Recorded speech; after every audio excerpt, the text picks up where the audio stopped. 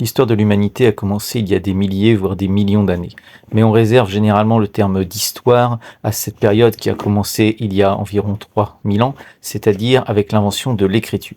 Avant, c'est la préhistoire, et évidemment, il y a eu beaucoup d'histoires durant la préhistoire, mais pas de traces écrites, pas d'écriture pour en attester. On peut donc dire que l'Antiquité égyptienne, c'était il y a 3000 ans, et ensuite lui succède l'Antiquité grecque et romaine.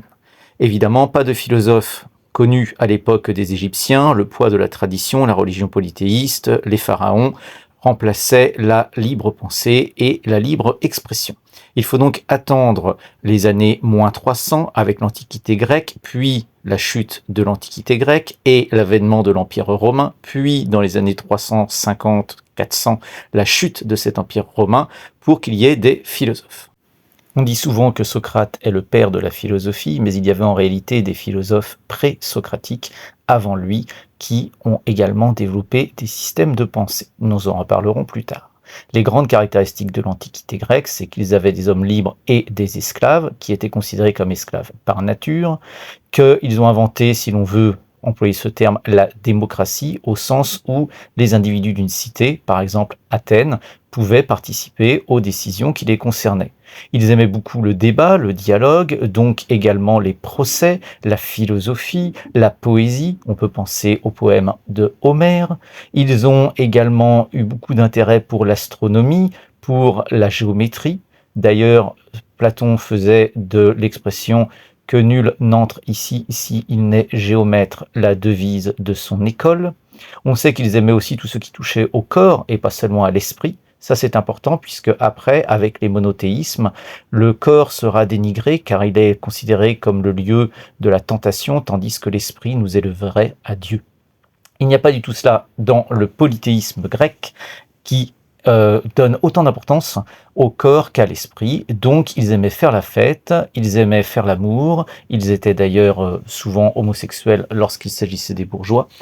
Ils faisaient également du sport, donc ça c'est important car ils aimaient l'esprit de compétition que l'on retrouve dans plein de domaines, et ils ont inventé les Jeux Olympiques. On sait également que les Grecs étaient des esthètes, qu'ils aimaient la beauté sous toutes ses formes, mais aussi des guerriers, notamment par les voies maritimes. Toutes ces grandes caractéristiques, la philosophie, le polythéisme, la mythologie, l'importance de la politique, l'esclavagisme, on le retrouvera naturellement dans la civilisation romaine, lorsque la civilisation grecque, elle, s'éteindra, et que la civilisation romaine, elle, montera en puissance, avec peut-être un petit peu moins d'esthétisme justement et de raffinement que dans la civilisation grecque. Venons-en au grand nom de la philosophie antique. Le premier pourrait être celui de Héraclite, que l'on appelait l'Obscur. Il a écrit des fragments, certes assez énigmatiques, et on ne peut pas vraiment considérer que c'est un vrai philosophe, puisque justement il se contente d'écrire des aphorismes, des punchlines comme on dirait aujourd'hui, sans les justifier, sans les argumenter de manière rationnelle. On considère donc que le premier vrai philosophe sera plutôt Socrate, même s'il y a beaucoup d'éléments très intéressants dans la pensée d'Héraclite, qui considère que la permanence, le repos sont toujours des illusions et que toute chose est en réalité en mouvement, raison pour laquelle il écrit notamment dans l'un de ses fragments « Tout s'écoule » ou encore « On n'entre jamais deux fois dans le même fleuve ». Socrate, lui, dialoguera avec les Athéniens suite à une révélation de l'oracle de Delphes qu'il a été voir pour savoir que faire de sa vie et qui lui aurait dit qu'il était le plus sage de tous les Athéniens. Il est étonné de cela car il n'est pas réputé pour être particulièrement savant, sagesse et savoir vont souvent de pair, mais il reconnaît lui-même qu'il est peut-être sage en cela qu'il a une certaine humilité envers le savoir. Il ne prétend pas savoir ce qu'il ne sait pas. Et il va donc aller dialoguer avec plein d'Athéniens qui, eux, sont pétris de certitude pour leur montrer que l'on peut peut-être voir les choses différemment ou que les choses sont peut-être plus complexes qu'il n'y paraît. C'est d'ailleurs cela même la philosophie, comme on dit parfois penser contre soi-même, essayer de remettre en cause ses préjugés, ses convictions intimes et d'élargir son champ de pensée. Il est malheureusement mis à mort car justement, faire trop penser les gens, c'est faire parfois désobéir ces mêmes personnes, les faire désobéir aux lois, aux traditions, remettre en cause les fondements intellectuels et sociaux qui sont la base de la civilisation grecque. C'est de cela dont on a peur, on lui fait donc un procès expéditif et fallacieux puisqu'on dit qu'il corrompt intellectuellement la jeunesse et qu'il aurait inventé des dieux, ce qui est totalement faux, mais cela permet de le mettre à mort. Il est donc condamné à boire un poison violent que l'on appelle la ciguë, le lendemain même de son procès, et l'on sait tout cela puisque son élève, car ils vont toujours de pair, le maître et l'élève, son élève Platon, a écrit l'Apologie de Socrate dans laquelle il raconte justement la mise à mort de son maître. Comme chez d'autres philosophes, l'enseignement de Socrate est donc totalement oral. Il n'a jamais rien écrit. On sait seulement quelques détails sur lui, qu'il était, paraît-il, très laid, qu'il était bavard, qu'il était humble par rapport à sa propre connaissance, et peu de choses en dehors de cela.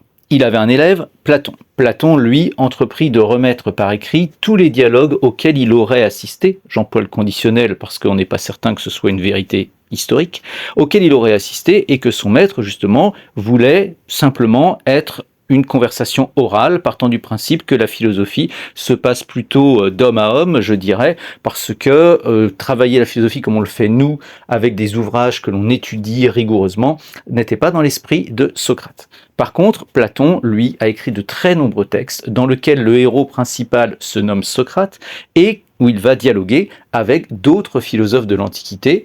On ne sait pas si ces dialogues sont réels ou imaginaires, mais on y voit Platon écrire que Socrate a rencontré notamment de beaux parleurs de l'Antiquité grecque qui n'avaient aucun souci de vérité mais simplement l'art de la rhétorique et que l'on appelait les sophistes. Il y a donc un dialogue entre Socrate et Protagoras, un autre entre Socrate et Hippias, un autre encore entre Socrate et Gorgias et ainsi de suite.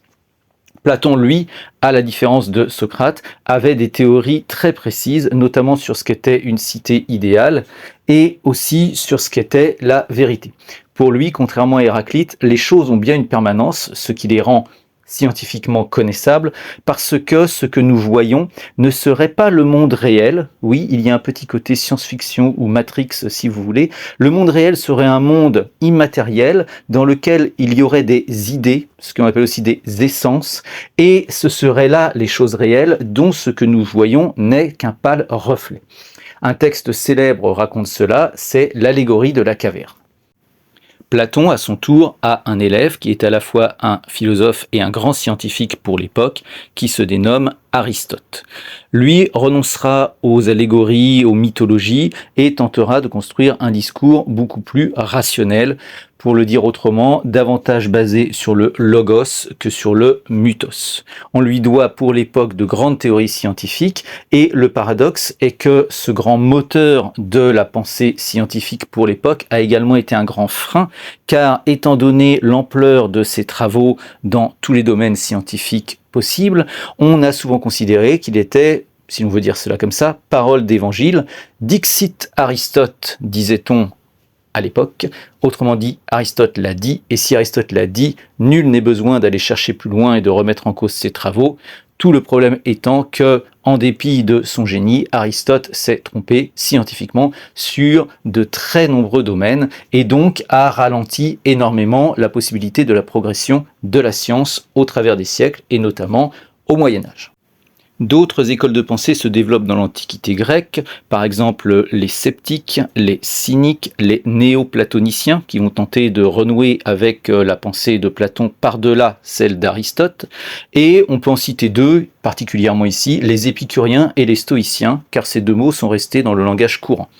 Épicure prône, lui, une philosophie du plaisir. Seulement aujourd'hui, être épicurien, c'est être un bon vivant, peut-être même un trop bon vivant, ce que ne dit pas Épicure, car il veut une philosophie, certes, du plaisir, profiter de l'instant présent, mais avec modération.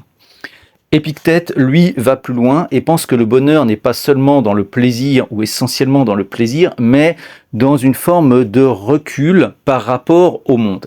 Chez les stoïciens, On pense que le monde est guidé par le destin et la seule chose que nous pouvons faire pour être certains d'être totalement heureux, ce n'est pas de nous attacher aux choses et aux gens et aux plaisirs, mais au contraire de nous en détacher, ce qui ne signifie pas qu'il faut vivre de façon pauvre ou malheureuse, mais ne pas faire de ce qui se passe dans le monde qui est guidé par le destin la condition de possibilité de son propre bonheur. Ça donne une philosophie, comme on pourrait dire aujourd'hui zen, autrement dit une philosophie de la quiétude, du détachement spirituel plutôt que de l'attachement matériel. On voit donc que les principaux philosophes antiques sont grecs, mais leur pensée survivra à la destruction de leur empire, et on les retrouvera dans l'Empire romain, notamment le stoïcisme, avec le célèbre philosophe mais aussi empereur Marc Aurèle.